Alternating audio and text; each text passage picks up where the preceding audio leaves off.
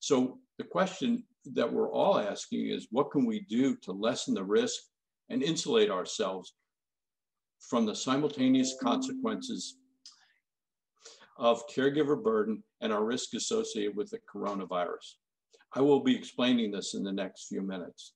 But the question to ask is, what do these conditions have in common and put us at such grave risk? Well, the answer is systemic inflammation. And this systemic inflammation is something that I've really taken note of in the last few years. And during my 40-year career, I've been researching what accelerates the aging process and leads to diseases, the kind of diseases that I see every day and that plague the industrialized countries. And what's the common thread? Well, it's the systemic inflammation that I'm going to talk about in a minute. And so in the next couple of slides, I'm going to review the most common things that I see in my practice and the most common causes of death in this country. And the first is cardiovascular disease. That's heart attacks, sudden heart disease, and death and strokes. The second is cancer. Most common causes of cancer we see every day are lung cancer, breast cancer, colon cancer, and prostate cancer, not to mention skin cancers. And even in Florida, we see a lot of melanoma.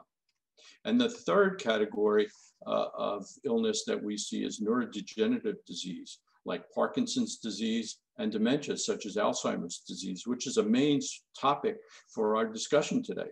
So I've really kind of wondered, what is it that unifies, what are the unifying conditions that are created here? And it turns out it's inflammation.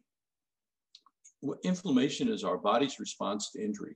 So it's like when someone gets a splinter in their finger, the body sends all of its army of red blood cells and white blood cells to fend off the intrusion from the splinter. And once the splinter is removed, the cycle is over and it's done. But there are things that cause chronic inflammation. We're going to talk about them in a few minutes, but that's that ongoing physical and emotional stress that causes the inflammation and leads to cardiovascular disease, cancers, and neurodegenerative disease. So aging fits right into this condition, and it's all part and parcel with this inflammatory process and with aging. So